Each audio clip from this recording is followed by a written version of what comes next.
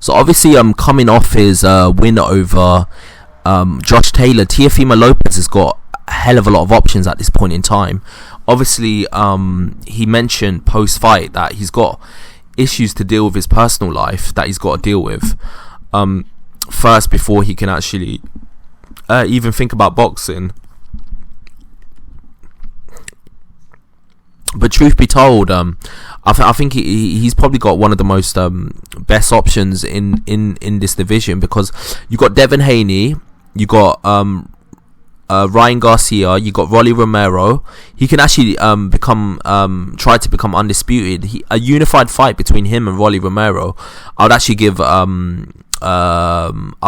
Teofimo Lopez a very good chance of actually beating Rolly Romero. So he can easily pick up a WBA belt there, right?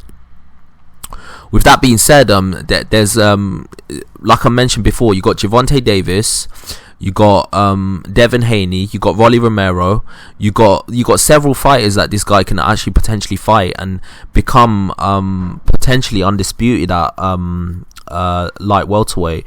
If you can become undisputed at 2 weight classes, that's absolutely incredible. The only boxer I can think of that's actually done that, I think, is Evander Holyfield, but he done it during the 3 belt era. I don't know if there's ever been a fight that's done it during the 4 belt era.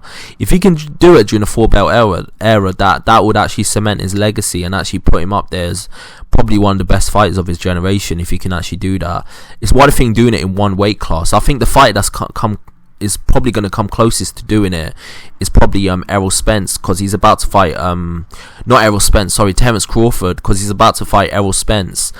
Terence Crawford obviously was undisputed at 140. If he beats Errol Spence, then he'll become undisputed at welterweight as well. So I think Terence Crawford, if he can beat Errol Spence, he's obviously gonna beat him to that record. But if Teofimo Lopez, who's got like 100 options available, the only thing that can actually destroy Teofimo Lopez at this point in time, don't get it twisted, he blows hot and cold, and on any given day, I think somebody could actually beat him.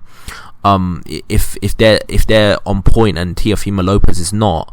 But truth be told, the opponent that I think can actually give Teofimo Lopez the person that's more likely to beat him is probably himself, because of his turbulent personal life. He can easily fall off the rails. I can actually see it coming, because there's so much going on in his personal life. Boxing wise, obviously he's coming off I think the best performance of his career, but I think in terms of his personal life, he needs to sort out his personal issues before he can actually get into the ring. But in terms of the options that are available for him, he's got many options available for him, but he just needs to deal with his own demons, because the only thing that can actually stop him at this point in time is literally himself. He can literally destroy all of this for himself if he wanted to.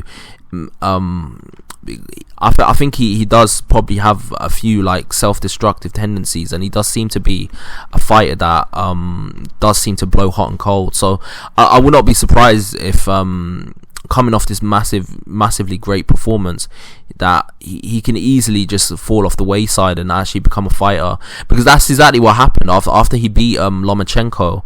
What happened, he lost to Kambosos, and then he had a very contentious decision against Sandor Martin. Now he's come back on top again.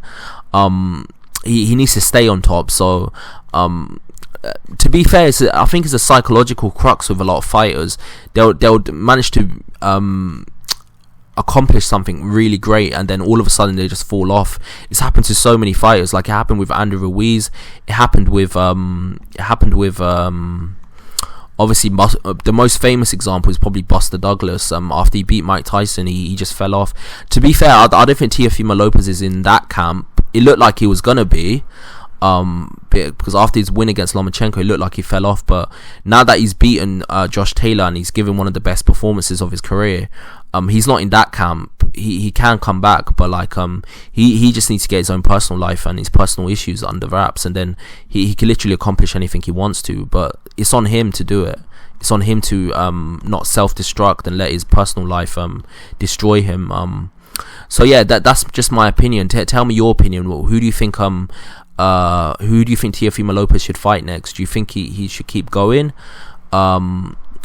become undisputed. I heard talks that he might be thinking of retirement, which absolutely baffles me. Maybe he's got so much things going on in his personal life that is driving him to the point where he's thinking about, look man, I need to bounce from this sport because enough is enough. But Teofimo Lopez, whatever you think about him, it's undeniable. He does have a huge ego, and I think he's still looking for that giant payday, despite the fact that he's beaten good fighters and such. He's never gotten to the point where like he's got that massive payday. He got good paydays, don't get it twisted. He got paid handsomely for this fight, and he got paid great for his fight against Lomachenko. But I think this is the first. I'm talking about like a multi-million-dollar payday, like a payday that can literally get him off